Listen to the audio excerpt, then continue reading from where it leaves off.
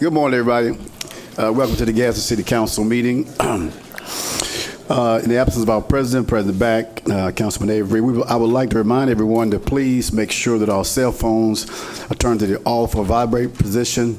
Also, please be advised our City Council meetings are broadcast on Comcast Channel 99, AT&T UVerse, and the City of Gadsden YouTube channel. This meeting of the Gadsden City Council will now come to order. The chair calls on City Clerk, Ms. Iva Nelson, for the roll call. Councilwoman Latham. Present. Councilman Smith. Present. Councilman Avery is absent today, and President Back is also absent today. Councilman Wilson. Here. Councilwoman Minatra. Here. And Councilman Robinson. Here.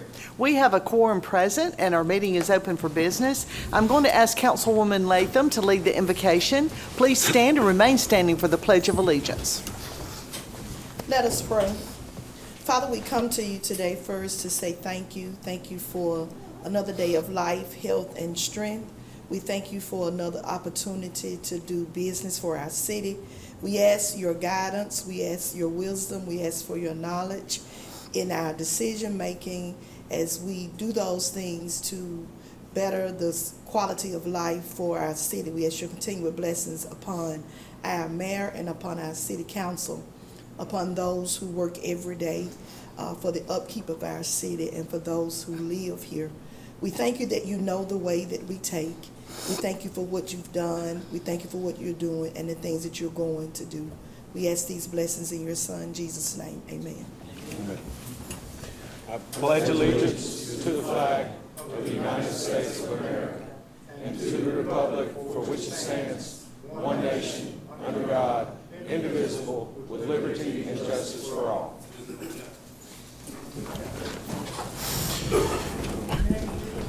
All right. At this time, the chair will entertain a motion to approve the minutes of the work session and council meetings held on June 3rd. So moved. Second. Clerk, will you take the vote? Those in favor, let it be known by saying aye. Aye. Those opposed, motion carries to approve minutes. Item 6, the chair will entertain a motion to ratify payments of accounts for the week of May 30th through June the 5th. Clerk, will you take the vote? So moved. Second. Those in favor, let it be known by saying aye. Aye. Those opposed, motion carries to ratify payment of the accounts. Item 7 is for proclamation of commendation of Mayor Ford. Thank you, Mr. President. Yes, sir. We have a mayor's commendation today. I'd like to ask Mr. Manny Eugenius to come up here with me, please. While he's coming, I'll read the commendation. Manny, good to see you. Yes, sir. We'd like to thank Mr. Manny Eugenius for his service of almost 20 years to the Gadsden Museum of Arts. As a board member, he's faithfully served through the highs and the lows of the museum while working with 4 different directors throughout the years. Along with numerous board members, he has been an integral part of bringing murals, sculptures, and other projects to the downtown Gadsden area. Mr. Eugenius set a foundation for the arts not only in downtown Gadsden, but throughout the Gadsden community. We commend you, Mr. Eugenius, on a job well done, and thank you for your continuous service to the board. It is with consistent service of Mr. Eugenius that we can look forward to another successful 60 years of the Gadsden Museum of Art. Thank you, Mayor. Thank you. Thank you. We'll let you say whatever you'd like to say. The only thing I really have to say is I want to thank all the councils before you guys and you and all department heads who are involved with the museum, because we're one of the few cities that has a free museum where people are not, don't have the financial wherewithal to go to a museum in other cities, but in Gadsden, everybody can come for free. So I just want to thank everybody. Okay. Man, let's get a photo right here. Okay, sure. Ray, we'll let him photo bomb us.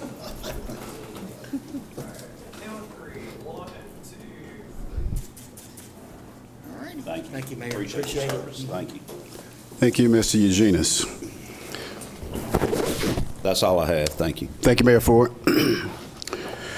Item 8 is reserved for unfinished business, and we have none today. Item 8, this is the time and place as advertised to conduct a public hearing allowing anyone to speak in opposition to or in favor of a resolution authorizing special use permit to Vertical Bridge LLC. This is to allow construction of a wireless communications facility on property located at 1202 Eastview Drive, along with installation of AT&T's equipment. The city's consultant, David Andrews, with Center for Municipal Services, is here to answer any questions today. Do we have anyone who would like to speak in opposition, excuse me, to this resolution? Good afternoon, President, Council. David Andrews with CMS, the city's consultant. This resolution is for an application for Vertical Bridge to build a 180-foot monopole tower at 1202 Eastview. If you will remember from the work session last week, AT&T is currently providing service from a tower that's located on Gadsden State's property. They were notified that they needed to come off of that tower because the tower is being demolished, being demoed. AT&T has looked for an option to provide service to the East Gadsden downtown area and also the 759 corridor. This was the only and best location from the consultant's perspective to put the tower. The tower that's existing is going to be a guide wire tower. It's a 250-foot tower. The new tower will be a 180-foot, and it'll be a monopole, so it'll resemble more of a metal telephone pole with antennas at the top instead of the truss-type tower with the guys coming off in each direction. CMS typically, when we have requests for waivers and things like that, we really dig into other options because we don't want to allow options if there's not a better alternative. In this case, for this tower, AT&T is only looking to keep the current service that they have. They are lowering the tower from 250 to 180 to do the same service. They will not be expanding service. This is just to cover the area that they currently cover. So CMS is recommending the approval by the council.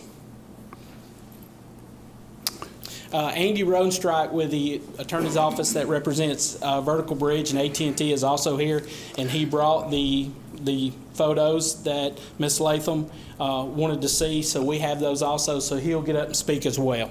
Thank you. Thank you for the information. Yes, sir. Do you have anything to add to that, Councilwoman? I do want to just ask one question for clarity. I got you. Yes, ma'am.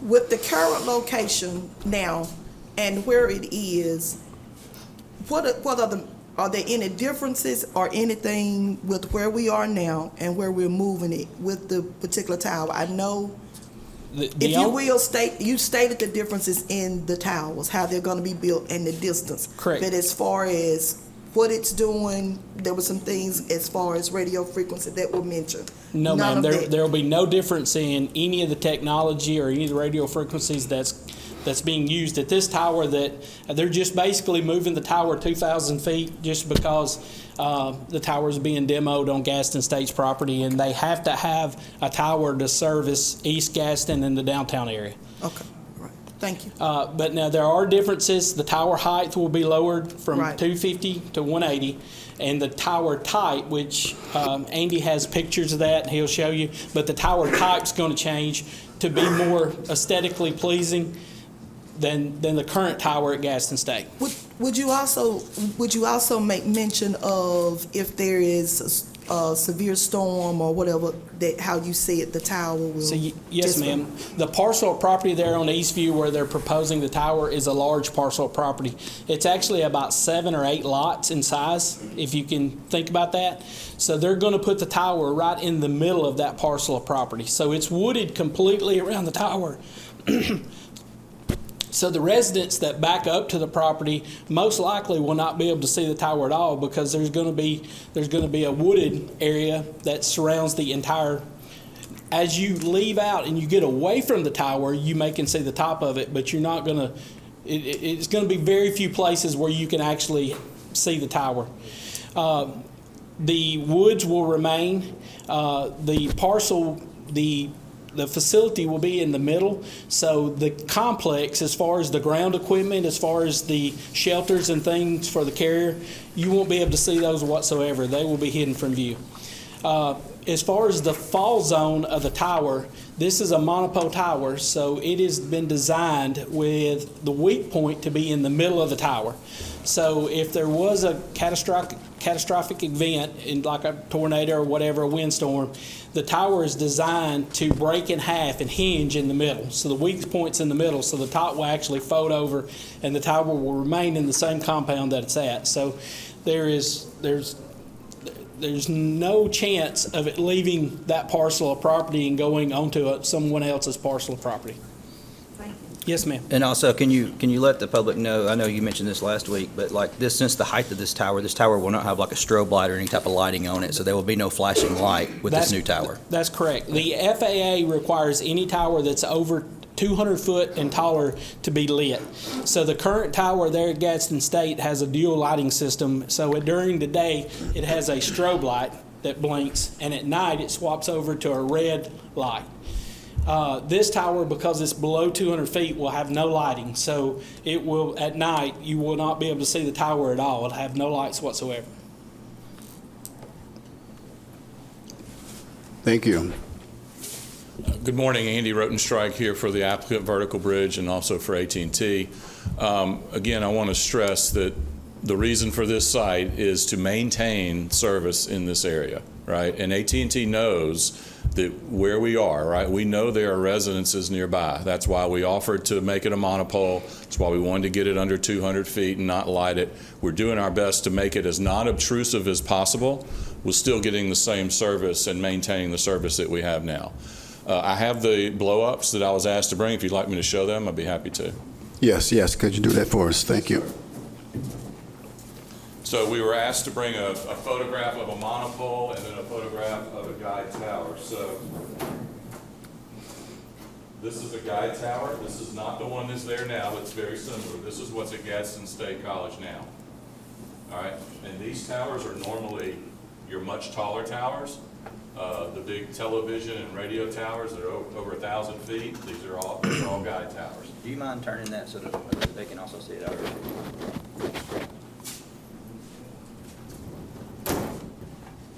You guys see that?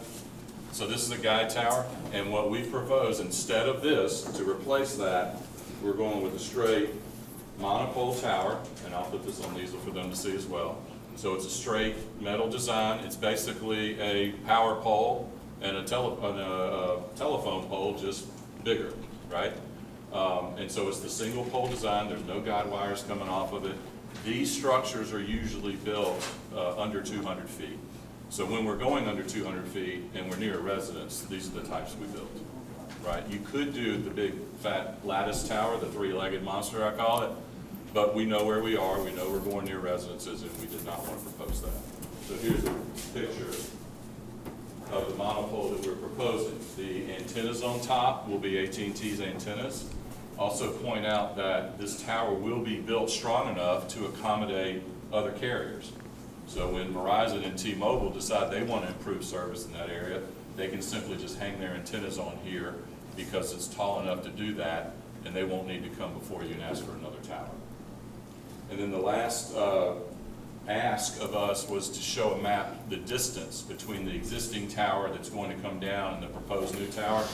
That official distance, and this is based on my best Google Earth estimate, is 1,970 feet. And I'll be happy to put this up. So this is a Google Earth image. I've put marks where the existing tower is and where the new tower is going. So it's just under 2,000 feet away. And again, we have to find a piece of property where we have a willing landowner to lease the property to us. We have to be able to meet your ordinance, which we were able to do with this parcel. We have to be able to construct on it, right? No ravines, no cliffs, anything of that nature. It has to be constructible. And this property met all those requirements, and that's how we got here. So if you have any questions about this, let me know. I'll be happy to put this up as well. Who's the owner of the property? Can't remember off the top of my head, but David has it. It's in the application. Mary. Yeah, Mary's. Anyone else speak into the microphone? I asked for the owner of the property, and then I'd like to know what the terms of the lease are.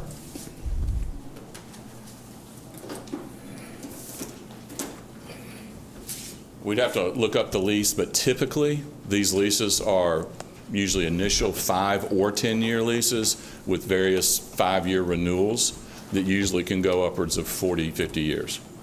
But you have a chance, if technology changes, anything like that, the company can walk away after 5 years. So while he's looking for that, Mr. Andy, because Yes, we sir. are live and people may come back and watch this, can you take a minute to just elaborate on the transmission piece of the signal that's being transmitted? Yes, sir. So this is a radio signal. That's all it is. This is cell phones are like walkie-talkies. Your cell phone talks to the antenna on the towers. So it's a radio signal. It's what's referred to as a non-ionizing frequency. So it's not hazardous. There is ionizing frequencies like microwaves, things like that. This is not that. So there's no health effects with regards to this installation. This is a radio signal.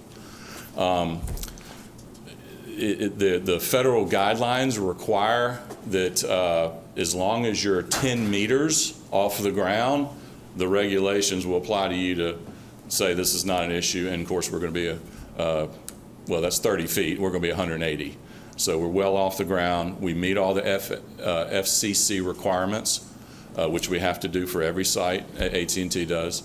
So I hope that answers your question. If there's anything else, I'll be happy to try and add. Yes, we just want to alleviate any fears that the residents in the area may have to make sure they know there's no danger with this signal being transmitted. It's been probably transmitted for decades or longer before now. So That's thank right. you. And again, there is a tower there that's been transmitting for quite some time. So Right. all we're doing is maintaining the coverage that's there with this structure. Thank you for explaining that. Yes, I think, sir. Mayor Ford, you have the information for the mayor. I do. Thank Mr. you. Mayor, landowners are Katie Landers and Jacob Smith. Their address is Phoenix City, Alabama. Mr. President Pro Tem, I have a question, Go ahead, Councilman. and this is really more aesthetic than anything else. Certainly, I understand and can only imagine what you have to deal with in situations like this. But I have obviously seen, and most of the time in more densely populated urban areas, these aesthetically modified towers that take on the, appearance in some cases of a tree or things like that. Yes. Obviously, I realize that's not really practical with a 180-foot tall tower, but Right. the fact that it's just going to be a galvanized tower and it doesn't have any powder-coated treatment that might help it blend into the local area, is that just long-term maintenance related? You don't want to have to get It up there is. and paint that tower every 5 years? Well, right, and the maintenance would be a problem. But I will say, and we did here, we looked at whether the monopine instead of the monopole, Yeah. the fake tree, would work here. And we find that those generally work if you're building a 100-foot tower amongst 70, 80, 90-foot trees, Yeah. right? That's where they really work, and we do those. Here, you've got 180 to, again, maintain that coverage, right? And your ordinance requires to build as few towers as possible, so we're following that.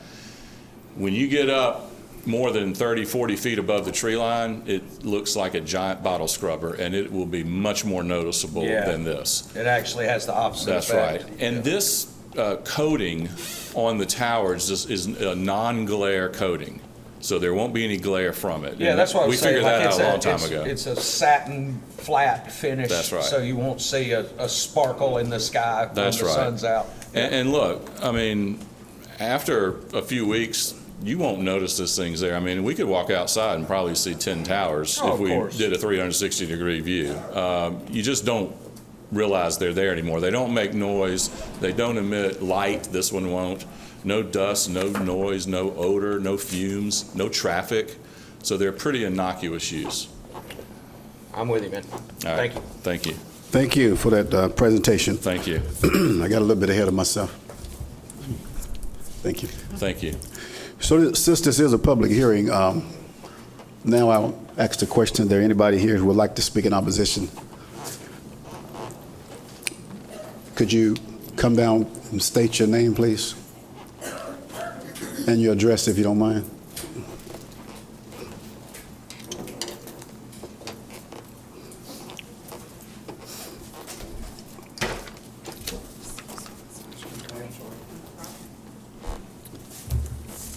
right. Going green, we're good. All right, my name is Richard Chester. I live on Belmont Street in East Gadsden. I'm just going to go over the correspondence that we have received as far as residents go. Heading Baker Donaldson. Lady contact person would be Mary Palmer. The application of special use permit for a new telecommunication facility in the city of Gadsden. It gives you a 180-foot wireless telecommunication tower. It gives a site number USAL 5405 in Gadsden. Apparently this was a inter-office correspondence because my name is not MS Cody. This law firm is interested in a vertical bridge regarding its pursuit to approval of conduct a wireless telecommunications facility at 1202 Eastview Drive in Gadsden, Alabama. Pursuant to the City of Gadsden Wireless Telecommunication Ordinance, and in order to better inform the public, a balloon test by the applicants will be held to show the proposed minimal tower height. I'm just going to go through all this just so you'll know, what the residents in the area have received. Please be advised that the balloon test will take place on Saturday, April the 5th at 202 Eastview Drive, during the hours of 10 a.m. 2 p.m. In the event of poor visibility, it'll be postponed to April the 5th, same times, 10 a.m. to 2 p.m. All right. I'll add to the fact that there are some maps of whatnot's going on. For those of you that were raised in Gadsden, this plot of land, I don't know if you remember Piggly Wiggly. Piggly Wiggly was owned by Mary Hardin or run by Mary Hardin. This is a land which it was a pasture at one time when she owned it, 5-7 acres, somewhere in that area. Okay, this particular land it's way overgrown. Some of the trees may be 40 foot tall. I don't know, but this is a wooded area that the company has had to come in and cut away in to locate this inside that facility. Now, on this particular little map I've got, there's 12 residents noted on I believe it's on the western side. Okay, 2 of these owners are LLCs. That's not me. And so got another map, and we can make copies for these, at a later date if you'd like. But what I'm going for here is I want you to table this today until you as council people can look into the result, the physical results as to what. Now, it weighs both ways, good or bad. Our minds, our bodies work off electrical impulses to different parts of our body, okay? And these telecommunication wavelengths, we're being told, there's no problem with them. But if you will Google, I've already lost it. All right, if you will Google, there are other entities that have done a small amount of research that say you can have sleep interruption, okay? You can have reproductive problems, associated with things of this nature. That's why one reason they tell you not, or they advise you not to live close to high tension power lines, okay? And that is why now probably all of us, when we get on our phones, we don't do this anymore into our brain, okay? So, there are things, against it. Now, the visibility part of it, with as tall as the trees are and it being such a wooded area, I don't see that a problem, But they designated a number here, and this is the way they determine who to get in contact with. This letter is to form nearby landowners within 1,500 feet of the property of 202 Eastview Drive. Okay. Now, if there was an associated, maybe that's a FCC requirement. Really don't know for sure. Physical effects will be more dominant on these people within that 1,500. Now, 1,500 is like football. How many football fields in 1,500? Okay. And that's just from the center of the facility out to one side. So if you take a compass, put it in the middle, you've got 3,000 feet edge to edge of a circle. It's quite a large area, and even this map we're showing here, you got people on on the borderline living on those streets, that could be exposed, So what I'm here to ask you to table this for today until you can do more research, on this deal and decide what you want to do. I mean, I know there are individuals in certain realms that have the philosophy for the betterment, of society. Well, and I don't know how many people live within that 3,000-foot radius, whether it's 100,000, I don't know. But where the intent is now at the college, the gentleman's already said, it's 1,900 feet, okay? So it's in a distance, far enough from residential. Now, I want you to note, this is going to a residential area, whereas the college is not a residential area. Now, I wouldn't want students to be exposed, but they are because of a previous, what's the word? Previous decision, to put it where it is now. So, that's just my take. Can you state your name for us one more time? Richard Chester. Thank you, Mr. Chester, for your comments and your concern.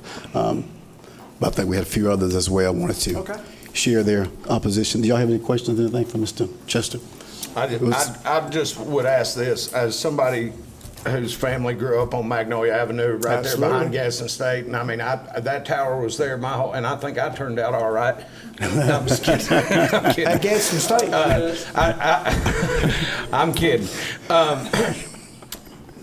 Do you have a full understanding of the difference between large radio waves and tiny little microwaves? I've not researched it, no. I would encourage you to do that, because radio waves are much more passive in nature. They have a hard time getting into tiny spaces. If you think about it that way, if you got a big wave like this, whereas like the waves that are in a microwave or when you get an X-ray done, those are tiny little waves that can get in and get into your skin and get into your head, and that's why when you get an X-ray, they put the big lead thing over you, because microwaves can penetrate, but big, broad radio waves, they can't really penetrate your body, is my understanding. So I would just say, if you dig into the difference between large radio waves and tiny little microwaves, I think that's where a lot of maybe the concern could be assuaged, is those are two very, very different things. And when you're dealing with nano waves and microwaves that can penetrate your brain and all this stuff, I agree with you. There are frequencies out there that can do that, and they're used every day in hospitals. And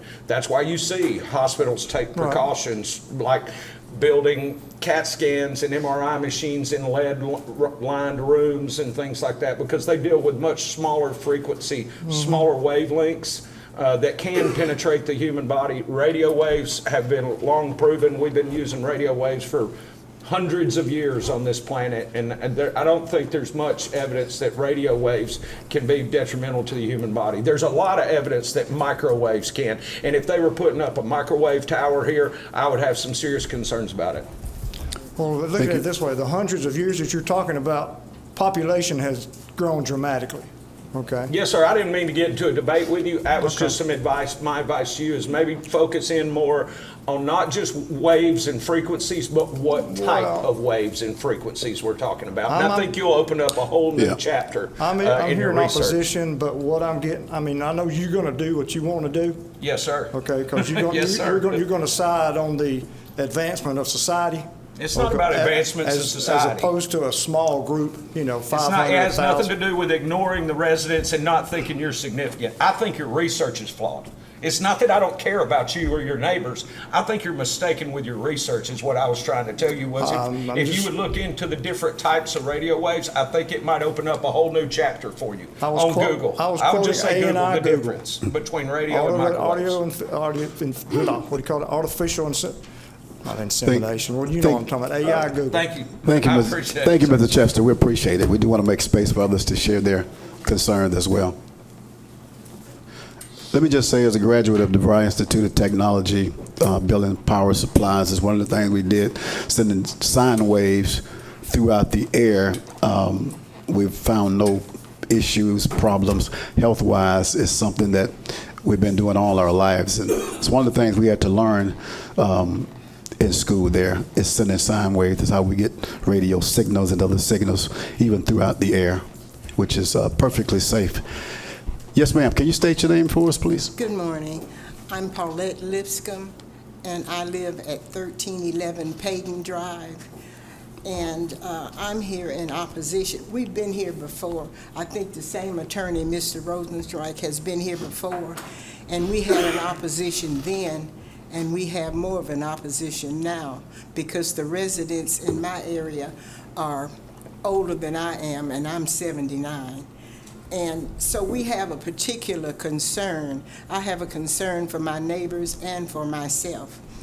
At 79 and above, we have several health issues. And we have a concern because we've researched what cell towers emit types of radiation. And believe me, we're not talking microwaves here. We're talking about wireless antennas which emit radio frequencies, non-ionization radiation. This is not microwaves. This has been, when these antennas are close to our homes and our schools, we are daily exposed to radio frequency radiation. Some of the effects of radio frequency documented by scientific research: increased cancer risk and cellular stress, headaches, sleep issues, generic damages, changes to reproductive syndromes in younger women, memory deficiencies. All of these impact the nervous system. Young children do not use cell phones, but are involuntarily affected by these radioactive frequencies. Children are more vulnerable to radioactive frequency radiation because they absorb it deeper into their brains and their bodies. Where some, as in adults, the effects in children can be far more severe. I have a concern because, as I said, we are a community of mainly elderly people. We have health issues. I'm on dialysis 3 days a week. I have insulin-dependent diabetes. I have severe mobility issues, and this is just some of the problems in our area with our residents. Cell phone tower radiation exposure is nonstop. It's day and night. I live in the historic home that one of the gentlemen mentioned, Mary Hardin's old house, the lady that had the franchises for all the Piggly Wiggly stores in this and surrounding areas. Well, our residents are my age and older. We can't relocate. We're very susceptible to these health issues. And we can turn our cell phones off, but we can't turn off that tower. That tower, 180-foot tower, is in the woods in back of my house, and it will be seen from my house. That light that's playing down so much, that little red light shines directly into my bedroom, even through the woods in back of my house, the woods surrounding that tower. And we're just definitely opposed. Now, when we came before this board, the same attorney was here, and some of my residents were able to come. At my age and above, a lot of them were not able to come. Before I was able to get a petition from the residents in that area, I couldn't do it this time because, well, 3 days a week I spend at dialysis. The others I spend at doctor's offices. And some of the residents would like to have been here, but they're in no condition. I ask that this board consider not putting us in a more vulnerable situation than we're already in.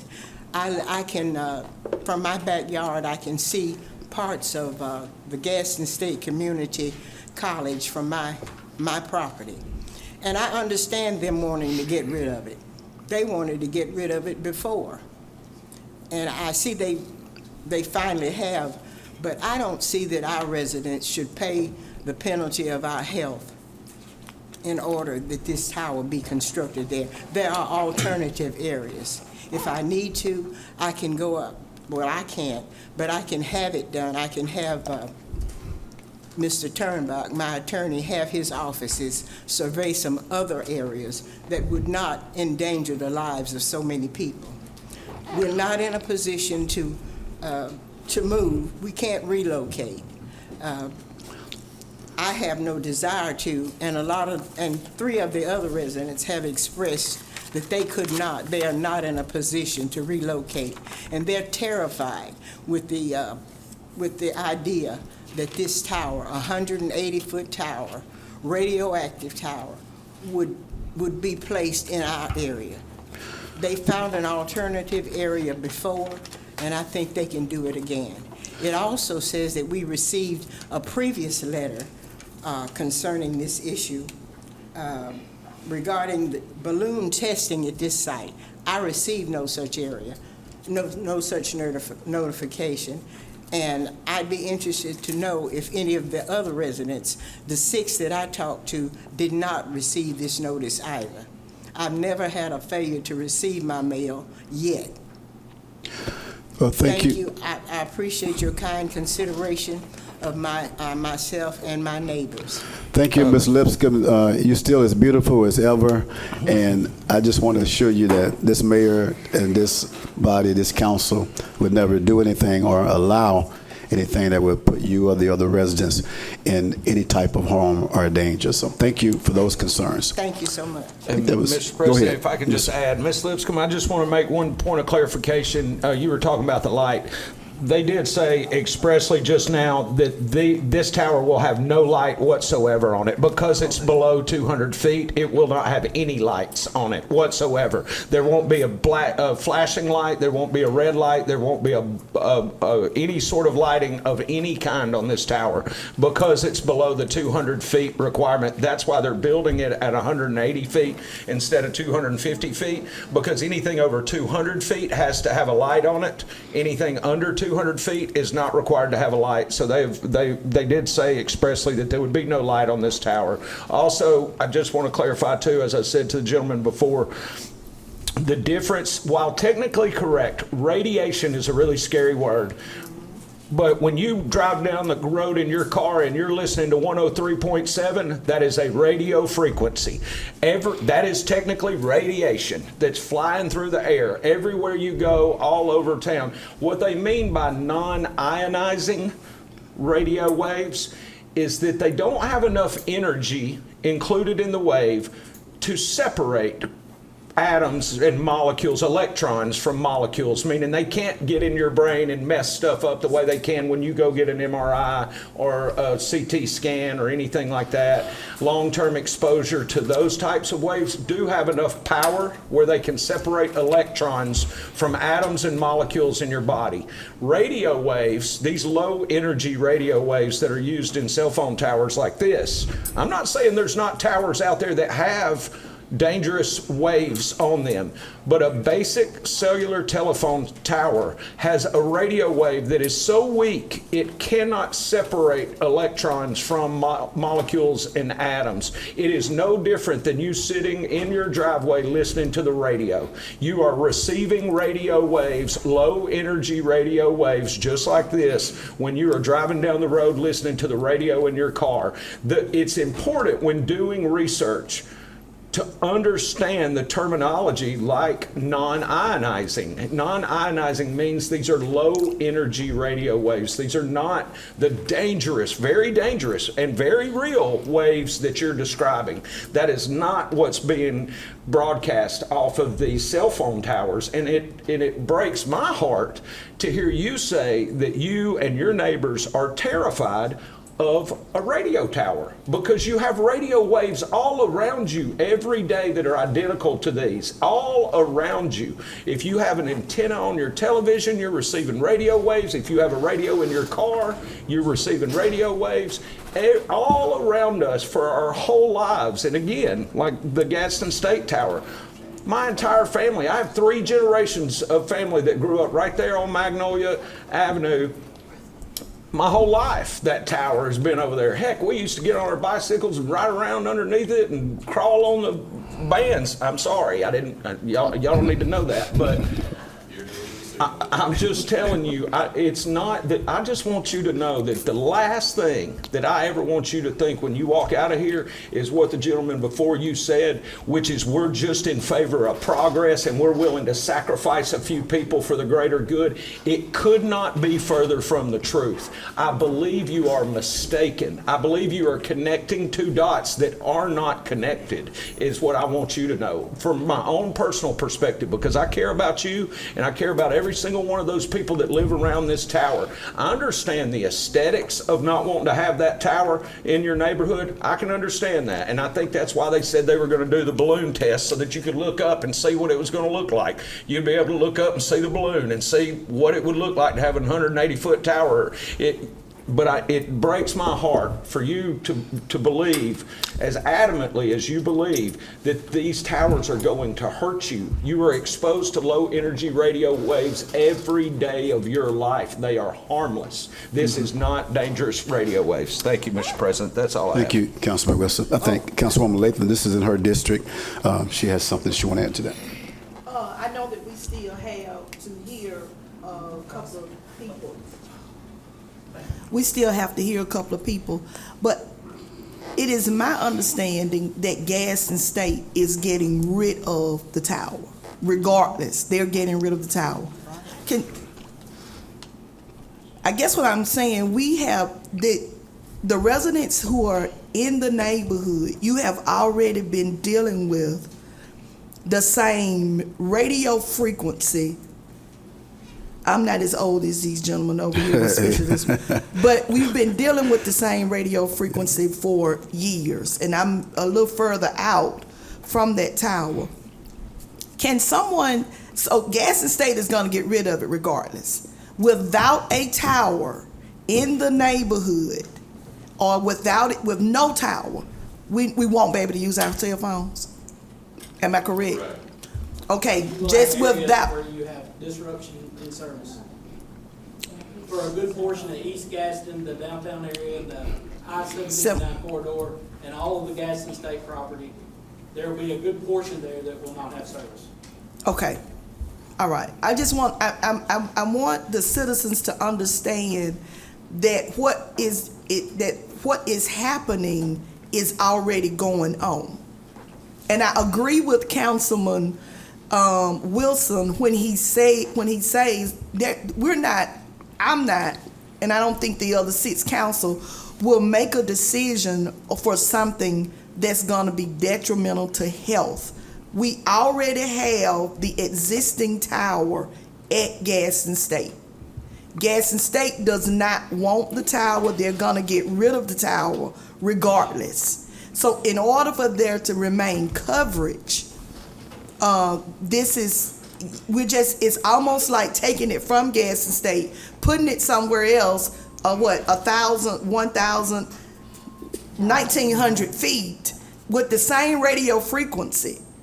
1,900 feet is moving, but it's the same radio frequency. So whatever has gone on before is still going to go on.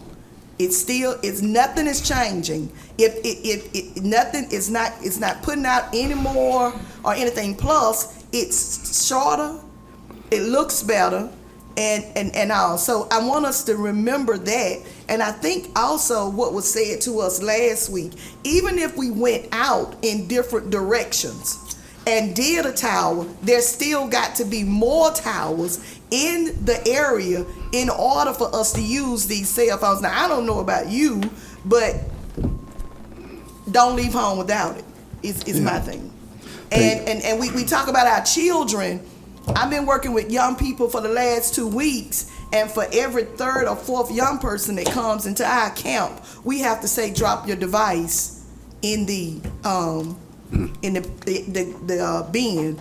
So, I mean, as young as 7 and 8, there's a cell phone in a child's hand.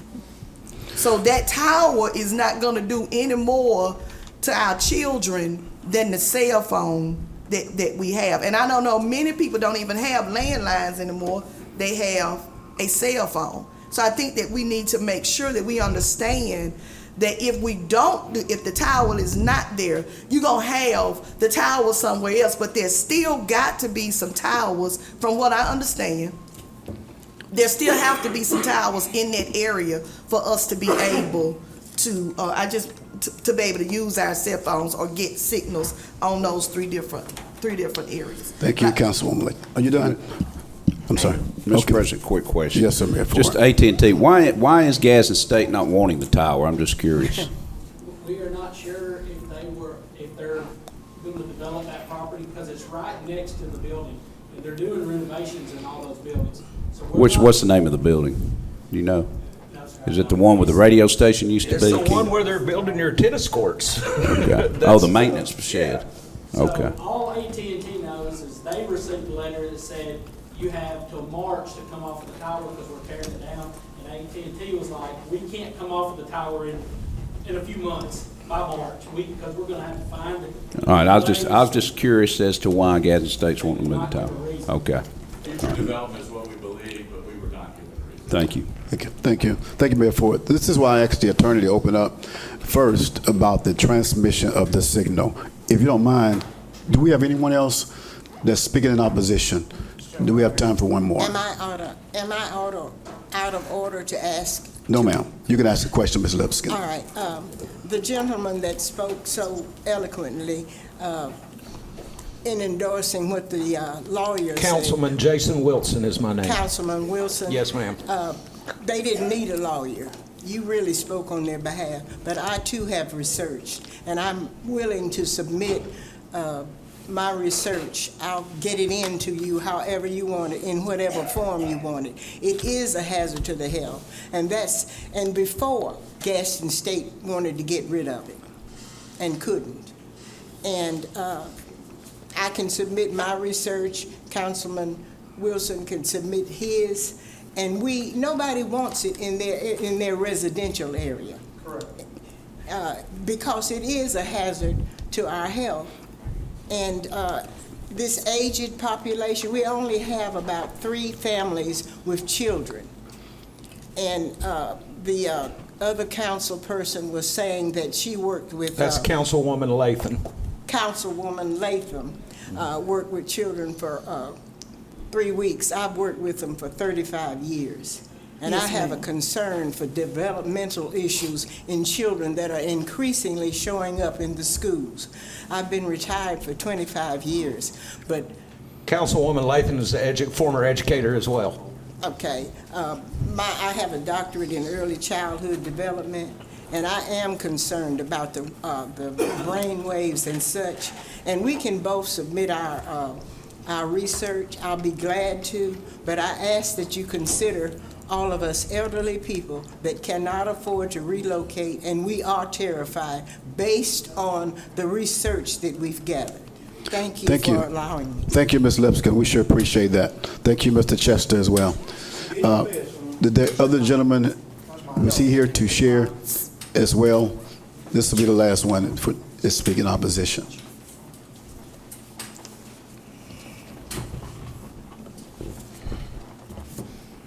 Thank you. My name is Larry Lawson. I live at 1209 Payton Drive. I'm against this tower. We've been down this road before. They wanted to put a cell tower there, same property, several years ago, and yes, the neighbors all were against it. And at the time, the city put a moratorium on cell towers because they were getting all over the place. And that tower and was drug on for months and months and months, and finally T-Mobile put one across the street from Donahue School. Not in a residential area. And so, one, they could up the tower across from Donahue School and piggyback on it, or if the college doesn't want the tower, then the city of Gadsden already owns a big spot down there where the new park is. You could hide it down there. And it's a bad idea to put a industrial in a residential area. But my main concern, and this overrides everything else in my view, the hospital rescue helicopter flies directly over that property, directly over, going to the hospital. And sometimes it might be a week or so before they make that trip. Other times, I've 4 times a day. So that's going and coming, going and coming. And they do it any time of the day or night. So the last thing we would want is a rescue helicopter crashing into that tower, killing the doctor, the nurse, the pilot, and the patient. That's just foolhardy. They come in low. My house is 1209 Payton Drive, and I see them coming in, and about 20 minutes later, they'll come back out. So if you're gonna put that hideous tower, that there are other places to put it, at least put a light on it. And now, my neighbor, I understand. I used to live across the street from Miss Mary Harden, and so I've lived there for a long time. I'm in a rental house now that my parents bought a long time ago. But in the winter, I could see that tower. And everybody else can too. Not so much in the summer, but because it's grown up. It used to be, like this gentleman said, a field where she had horses. In fact, once upon a time, Miss Mary had city limit signs put on both sides of that property where she could have horses in the city limits. But you know, there are other places to put that tower.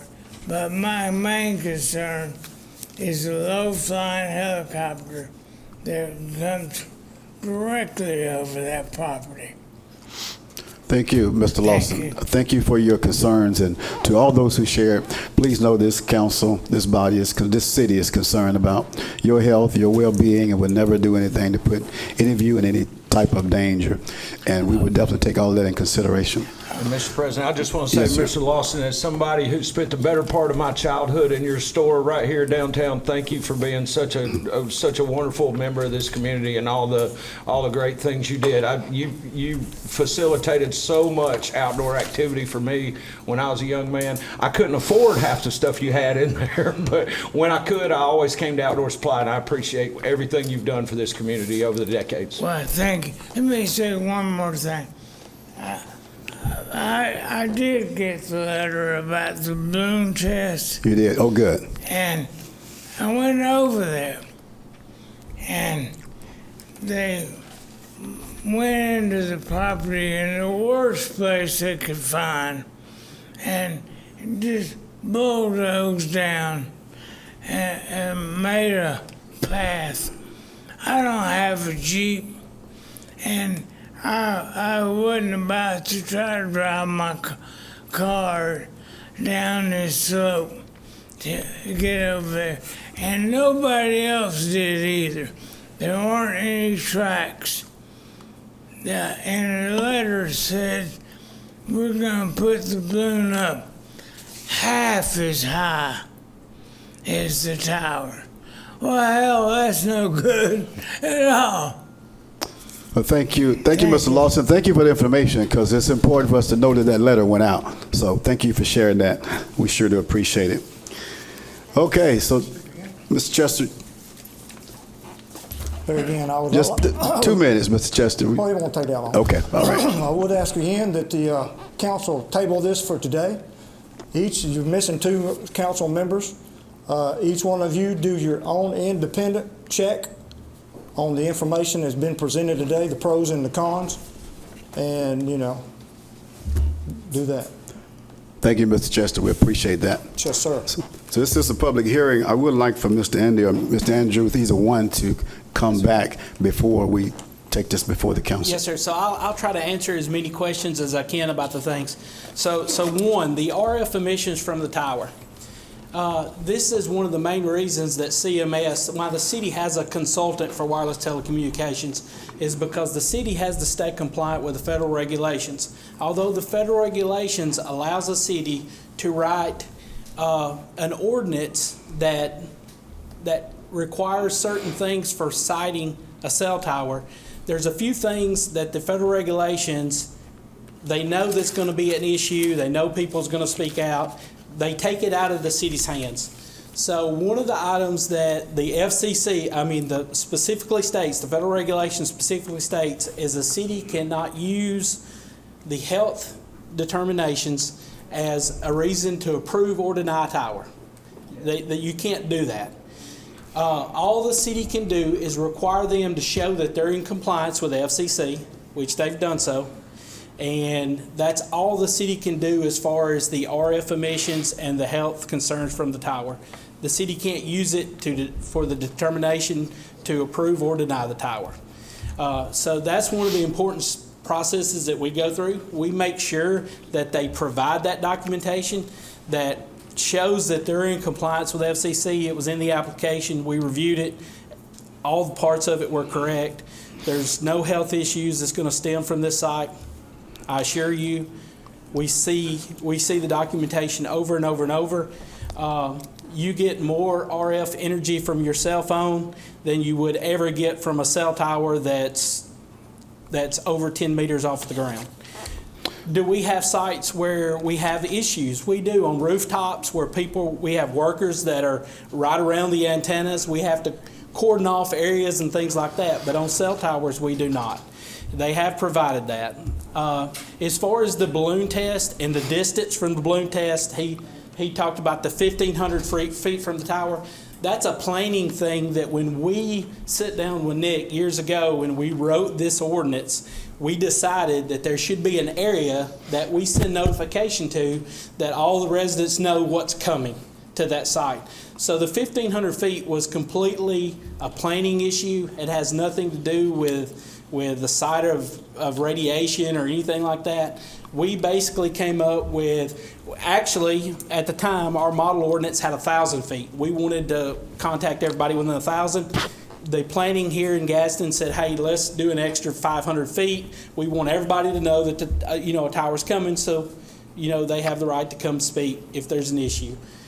So that's where the 1,500 feet come from. It has nothing to do with RF energy or anything like that. And to that point, even if we're rezoning a piece of property from residential to commercial, we have a similar ordinance that says we notify everybody within a certain radius that if we're rezoning a property. So to your point, the 1,500 feet isn't because individuals within a 1,500-foot distance are somehow exposed. That's correct. It's just an arbitrary number to say, if we're going to take action, we're going to notify everybody within a certain radius. It doesn't have anything to do with the potential exposure. Yes, I have many cities throughout Alabama that has 0 feet. We don't notify anybody. We just, so it depends on which city we're in, whether we have those notification rings. Gadsden's just happens to be 1,500 feet. That's where we send the note. That's where AT&T has to send the notices out. If you're going to open a restaurant with an alcohol license, you have to notify everybody within a certain radius of that location that you're planning on a public hearing to hear that alcohol license. It has nothing to do with the potential exposure in that area. And as far as the helicopter having issues flying, so part of the city's application is they have to prove to us that they contacted the FAA and they got certification to build a tower at that height. So once they get the tower completed, they also have to notify the FAA that the tower is there. So that is preset in all the pilots' technology that the tower is there. So they will be well aware that the tower is there once it's built. Thank you, Mr. Andrews. You had something, Councilwoman? I just want to ask one Yes, more question. How long has the tower been on top of Gadsden City? I've worked here 10 plus years and it's been here the entire time that I've been a consultant for the city. Do we have any, so we know it's past, it's longer than 10 years? I think it's over 20 years. Over 20 years. Yes, ma'am. I'm not sure that. And that tower is, Yes. these towers are what, 1,900 feet apart? Correct. Yes, So ma'am. in essence, you are pretty much the same distance from Gadsden State Tower to where the tower is, would possibly be located. Correct. If you are residents, due to the 1,500. Yes, ma'am. Okay. Can we, thank you, Councilwoman Latham. Can we refer to our legal counsel, Mr. Lee Roberts, on this Let me issue? do this. Let me just kind of set the table here so you understand who the players are, so to speak. I know Richard comes to a lot of council meetings, so he probably knows, but when I first took this job 13, 14 years ago, I don't know if it was Andy or another company, they came in for an application, and there was some pushback from the council at that time, and so I kind of engaged the attorney, and I found out their ordinance was arcane. Our ordinance was not in compliance with federal regulations. So we kind of put a halt to it, and I did some research. It's like in the medical field, if you need surgery, you don't go to a general practitioner, you go to a surgeon, a specialist. Okay, so there are specialists in the FCC law. If anybody ever wants to go look at it, it is in the books thicker than this. I mean, all these regulations, and because these bureaucrats and stuff in Washington, I mean, they like to, they make things complicated. And so I did some research, and I reached out to a company called CMS, and that's who David works for. And I guess they're headquartered out in Virginia, I think, and the president of the company is a fellow who stays up with the FCC law. And FCC law, that is federal law. And federal law trumps state law in this area, and it trumps local law in this area. All right? And so I reached out to them, and I said, look, I want your help. I want y'all to come in. I want the strictest freaking ordinance we can get, because I want to protect the citizens of Gadsden. That's what my elected officials have hired me to do.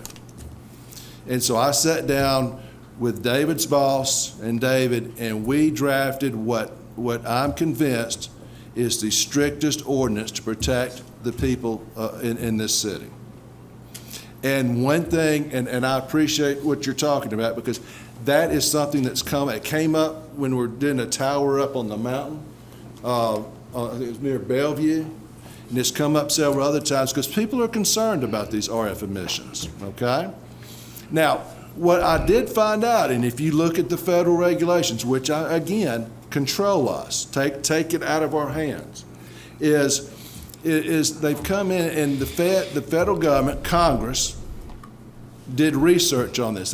You've seen these congressional hearings. They had people come in, scientists come in and testify on both sides of this fence and give testimony on these RF emissions. And as a result, Congress passed a regulation which this city is bound by, indicating that we cannot deny an application based on RF emissions. And so really that kind of takes that out of the equation of what these council people can consider. And so what we do is when these companies make an application, like AT&T made an application, David's company has experts. They have a structural engineer expert, which we don't have at the city, that comes in and looks at this and makes sure this tower is structurally safe. They have I'm not killing this word, it's propagation material. And because one thing we've got in our ordinance is we don't want towers all the way around. You know, if we need a tower, if we're going to be forced to have a tower, we want them separated. We want as many people on one tower as possible to keep the number down. Okay, and so that's what David's company looks at, is a propagation. They've got material to look at this. They've got data to look at, and they don't sit there and just take Andy's word for it. They have independent experts who look at this, make sure that this tower is in fact needed to serve the purposes for which the federal government says they're to serve. And so that's looked at. So, and there's all sorts of different criteria David's company looks at, that he is our consultant. And you know, and he's not here advocating on behalf of, Andy's here advocating on behalf of AT&T because he's their lawyer. David's here as our consultant. And he's telling us that he's done all his work on here, and he's looked this application over, and he says, look, I don't think there's a ground to deny it. I think you need to approve it. And so that's where we are. And yes, we have this public hearing because we want to hear from you. It's important to hear from you. But I just wanted to make sure everybody kind of understood, you know, the different players in this game. Okay? That's all. Thank you, Mr. Roberts. I'm sorry, David, I didn't ask, but I'm assuming you were speaking in favor of a few minutes ago. So we just want to make sure that's on record. Yes, sir. That's all I wanted. I didn't ask who was in favor, but you spoke. I'm assuming you were speaking in favor of the tower. Yes, sir. We've reviewed the application, and we recommend approval by the council. And what the attorney said was exactly correct. If this was an extra tower, if they were wanting to build this tower 1,900 feet away and the existing tower stay there wouldn't be a recommendation here from CMS because there would be no need for the tower. But because they're losing the site that they currently have, it's detrimental to that company to be able to provide service in the downtown East Gadsden area, and we recommend approval of the application. Thank you so much. Yes, sir. Again, this is the public hearing, and it is located potentially in District 1. So, you know, at this point, after hearing all that we've heard today,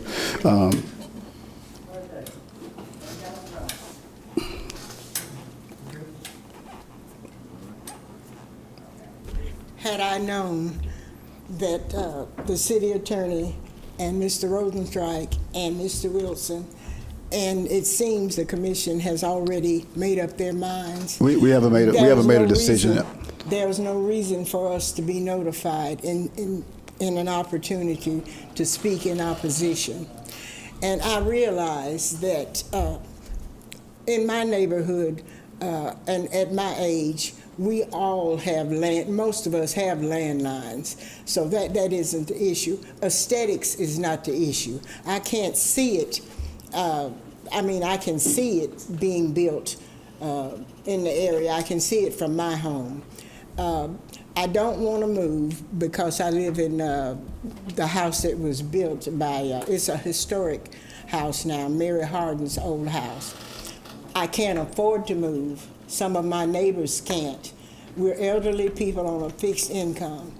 And we should not have been given the impression that we could speak in opposition and it would be heard. I know this seems, it seems to me that it's a done deal. And I respectfully ask that you let us submit some more. I know this company has been working on this a long time. We've been through this before, and it was determined that it would not be put in our neighborhood. Nobody wants this in their neighborhood. And in spite of what Mr. Wilson and others have said, my research indicates that it is a health hazard. And as we all know, we can research to find out our point of view on anything. Yep. Yes, ma'am. Because our opposing research has indicated different things, seems to make no difference to this commission. I want to thank you for hearing me, and I want to ask that when you've already made up your mind about something, that people are given the opportunity to speak means absolutely nothing.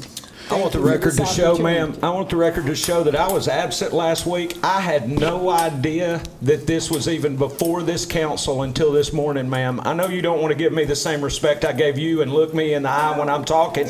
I gave you this, ma'am, ma'am, I want you to know that I knew nothing about this before this morning. So the idea that I already had my mind made up is simply not true, and it's intellectually dishonest for you to say that. We still haven't made a decision yet at this point, but Mr. Chester, we do need to move on. We haven't made a decision. We've already gave everybody an opportunity to speak in opposition of, and so we do want you to know we heard you today. Don't leave thinking that we didn't hear you, and we haven't made a decision yet. Can I make one sentence? Yes, sir. If you don't mind, table it today. The city has a good relationship with Gadsden State. Maybe the city could go to the Gadsden State and determine, why they don't want it there anymore. And maybe negotiate something where it can stay there. That's an option. That's what I'm saying. We got options here. Thank you, Mr. Chester. I want to refer to Councilwoman Latham in District 1. This is her district, to see what is the pleasure of the council. Prior to Ms. Latham, I'd like to make a motion that we table this until the next called council meeting. Second. Ma'am? Those in favor to table the resolution until the next council meeting, let it be known by saying aye. Aye. Those opposed, motion carries to table. Thank you, Ms. Simon. Item 10 is actually new business. I think we have one or two there, Councilman Wilson. Yes, Mr. President, I have one. This is a resolution from the Gadsden Commercial Development Authority authorizing a memorandum of understanding with Rural King. This defines an economic incentive package that we are working on with them that would include a partnership with the Gadsden Commercial Development Authority to assist in the initial funding of the project, as well as a tax abatement that would allow Rural King to receive a refund of a portion of the sales tax paid in order to locate. They would be purchasing the what is known as the Gregerson's shopping center here on the other side of 431. Obviously, as anybody who's driven by there knows, that's a pretty blighted shopping center right now. It's scarcely populated, and Rural King is one of the fastest growing retailers in the country right now. It's going to be a tremendous positive impact to our local sales base, tax base. So if there's no objections, I would like to suspend the rules and consider this under new business today, please. Second. Clerk, will you take the vote? Those in favor to consider the resolution today as an item of new business, let it be known by saying aye. Aye. Those opposed, consent has been granted. Move to adopt. Those in favor to, I'm sorry. Can I say something? Yes, sir. Go ahead, Mayor Ford. This is something that John Moore's been working on for quite some time, and he and I have been negotiating with Rural King. This is a great economic project for this area at the Midtown Gregerson Shopping Center. It'll generate jobs and also generate a lot of sales tax for the city of Gadsden. So we're excited about this. This is something Gadsden's never seen before. It'll also help draw in a lot of Cherokee County residents to come in and do their shopping here. So this is something that's much needed, and there's other things to come behind it. Thank you, Mayor Ford. I know it's going to be a bright spot there in District 3 as well for that area. All right, was there another one? Was that the last one? We need to actually vote on that. I'm sorry, one. clerk, will you take the vote? Those in favor to adopt the resolution, let it be known by saying aye. Aye. Those opposed, motion carries to adopt. All right, and item 11 is for department reports. I have one, Councilman Smith. I have a. Oh, I'm sorry, we have one more. Mayor Ford interrupted me, go ahead. It's Mayor Ford's fault, coming in here interrupting. Yes, Mr. President. Resolution reappointing members of the Zoning Board of Adjustments. This is from Legal Department 2025-552. It's reappointing Travis Watkins, representing District 6, for a term expiring on May 18th, 2028, and reappointing Eric Wright, representing District 5, for a term expiring on May 18th, 2028 also. If I could ask my colleagues to suspend the rules and consider this for immediate consideration today. Second. So moved. Second. Clerk, will you take the vote? Those in favor to consider the resolution under new business today, let it be known by saying aye. Aye. Those opposed, consent has been granted. Move to adopt. Second.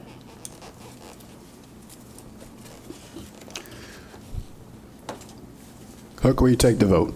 Those in favor to adopt the resolution, let it be known by saying aye. Aye. Aye. Those opposed, motion carries to adopt. That's all of them, right? It's got two. All right. Okay, now on item 11 is reserved for department reports, committees, boards, et cetera. No reports, we've already had those. Item 12 is remarks by mayor and council. We have started District 1 at this time. Thank you, Councilman Smith. I'd want to just recognize or say congratulations to Mr. Eugenius for 20 years serving on with the Art Museum. To serve that long, it is commendable, and thank you for your service and whatever your next endeavor is. We pray God's blessings upon you. Thank you. That's what I want to make that mention. Councilman Wilson. Thank you, Mr. President Pro Tem. The only thing I have to say, and I'm going to have to step out early, but please stop thinking that your elected officials are out to get you and don't care about you. Thank you. That's all I have. Thank you, Councilman Wilson. Councilwoman Minatra. Thank you. I just wanted to remind everyone, last Friday was the first of our mini farmers markets. It's being held at the 1-year anniversary of our Senior Wellness Center in Alabama City at 2829 West Meagan Boulevard. The farmers market will be from 7 a.m. until noon every Friday, with the exception of the July 4th holiday. So please join us. Thank you, Councilwoman Minatra. Councilman Robinson. Thank you, Mr. President. I just have this weekend announcement. We got Barbarian Challenge at Nakalula Falls. It's on Saturday the 14th. I think they kicked that off at 8 o'clock in the morning. There'll be about 1,200 plus 1,200 people up there, so the traffic should be a little crazy, so just be careful, drive slow, and enjoy the moment. And on the 13th, on that Friday night, they do something cool. They did it last year. I wasn't able to make it, but I'm going to try to make it this year, definitely. They do a rope climb out of the gorge. It's pretty neat. Those guys go down there and time themselves going up and down out of the gorge. So you can come over there and watch the waterfall and watch these cats do some crazy stuff like climb out of the rope, out of the gorge. So that's kind of fun. Something I would never do. I couldn't climb 2 feet up a rope. And about this AT&T tower, I just want to say real quick. I mean, we do our homework. I just want you guys to know.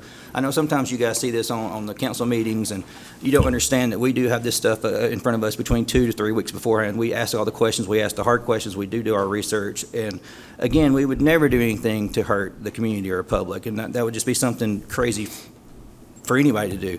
But just want to let you guys know, because I know some people just see us just up here just in front of them, we just vote yes or vote no real quick, and people go, God, y'all just willy-nilly doing this. But we do get this stuff in front of us. We do our homework. We do ask the hard questions. So I just want to let everybody know that. Thank you, Mr. President. Thank you, Councilman Robinson. So in the absence of President Back, and also Councilman Avery, keep them both lifted up in prayer as Councilman Avery is dealing with a death in the family, and of course President Back having surgery, so just remember them. Just an awesome week with the concert series that went on. I know me and my wife have attended several. They've been great for the city. A lot of great things going on around the city. Let's keep looking up. Let's stay positive and keep pushing forward. We appreciate Mayor Ford and this council for all that you do. Also, to those who came to speak in opposition today, just want to let you know that never just assume. You showing up today, you showed up here and probably thought that minds were made up, but by you showing up, this resolution is tabled for now. So just want to let you know that we do hear you and we do value you in the community. So if there's no other questions or comments, we will be adjourned. Thank you for being here.